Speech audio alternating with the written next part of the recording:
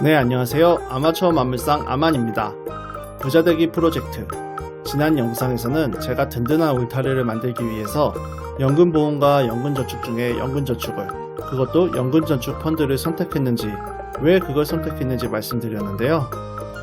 이번 영상에서는 그 연금저축 펀드에 대한 내용을 말씀드리려고 합니다. 자, 제가 생각하는 연금저축 펀드의 가장 큰 특징은 바로 절세 효과입니다. 이게 어떤 의미일까요? 네, 첫째, 바로 세액공제입니다. 연금저축펀드는 계좌에 입금한 금액에 대해서 세제 혜택이 있는데요.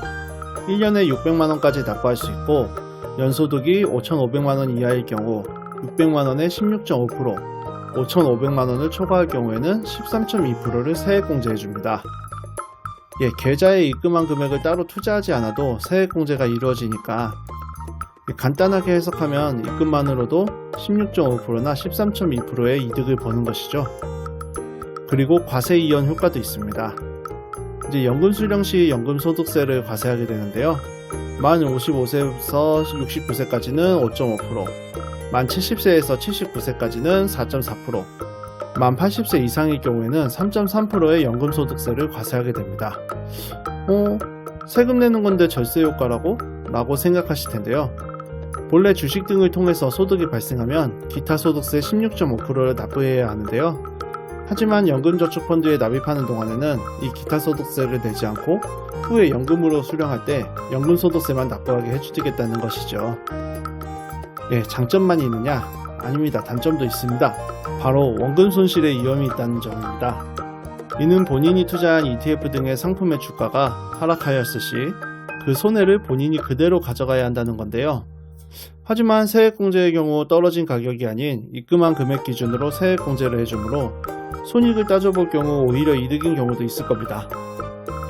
그리고 중도 해지 시에는 공제받은 세금과 기타 소득세 16.5%를 납부하여야 한다는 것인데 이게 아무래도 장기간 돈을 묶어둬야 하니까 급하게 돈을 쓸 일이 있을 때 해약하게 되는 경우가 생길 수도 있습니다. 이 경우 받은 혜택을 반납하는 건데요. 원래 내야 했던 세금을 내는 거니까 큰 페널티라고 할 수만은 없는 것 같은 단점입니다. 자, 그럼 연금계좌를 만드는 모습을 간단하게 설명하면서 보여드릴게요. 든든한 저금통이 되어줄 계좌를 만들어 봅시다. 참, 저는 주식계좌를 키움증권을 사용합니다.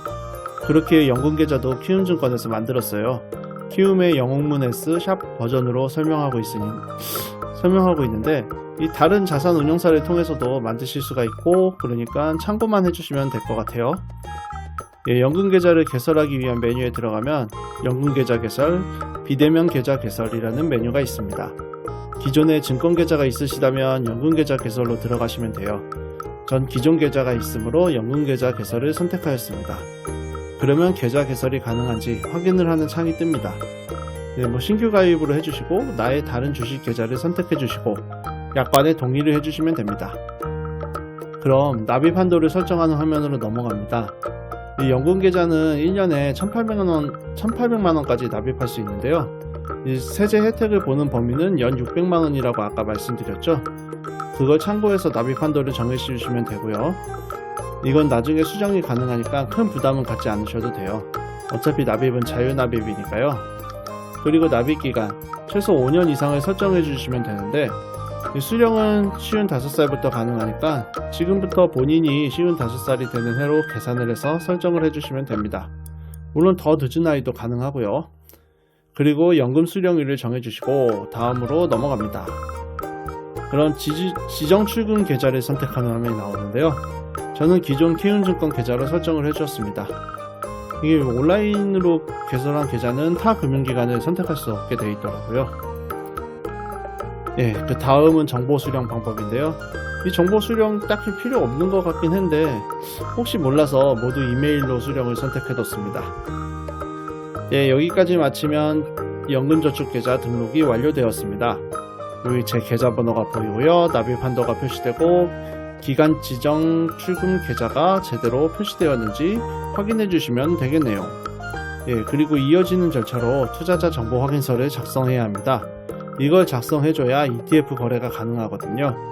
본인의 성향에 맞게 작성을 해주시고요.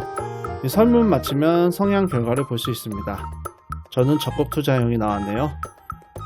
예, 이 정보는 투자자 정보 확인에서 확인하실 수 있고요.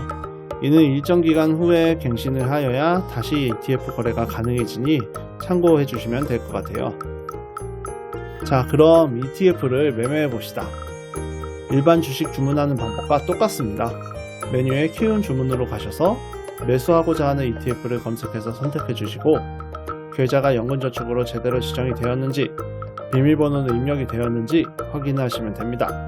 그리고 원하는 호가와 주식수를 입력한 뒤에 현금 매수를 누르시면 끝입니다. 그럼 아마추어 만물상은 어떤 종목을 울타리 종목으로 만들었을까요? 예, 현재 저는 총 4종류의 ETF를 연금저축 계좌에 담아두었습니다. 타이거 미국 테크 탑10, 소울 한국형 글로벌 전기차 2차전지 액티브, 소울 미국 S&P 500, 소울 미국 배당 다우존스입니다. 저는 매달 20만원씩을 적립할 계획이고요. 현재는 종목당 5만원씩 적립식으로 매수를 진행 중입니다. 종목은 정해진 것이 아니라 자유롭게 바꾸실 수 있고요. 마음에 드는 상품이 있다면 언제든지 갈아타시면 됩니다. 저도 수많은 매매를 거쳐서 지금의 포트폴리오를 가지고 있고요. 이것 또한 언제 바뀔지 저도 장담은 못하겠네요. 자, 이렇게 차곡차곡 적립한 금액이 주가의 상승에 힘입어 큰 부를 가지고 와줄 거라 믿고 있습니다. 이 다음 영상에서는 제가 매수한 종목들, 이 4가지 ETF에 대해서 소개해드리는 영상을 가지고 찾아올 계획입니다. 참, 이건 절대 종목 추천이나 투자 권유가 아닙니다. 모든 매매 책임은 본인에게 있다는 점 명심해 주시고요. 참고만 해주세요. 저같이 투자하는 사람도 있구나 하는 식으로요. 자, 열심히 굴려서 크게 돌아오는 걸 기다려 봅시다. 지금까지 아마추어 만물상 부의 길로 달려라 부자되기 프로젝트 연금저축펀드 활용하기 편이었습니다. 시청해주셔서 감사하고요. 점점 더 좋은 영상으로 찾아오겠습니다. 감사합니다. 구독과 좋아요 부탁드려요.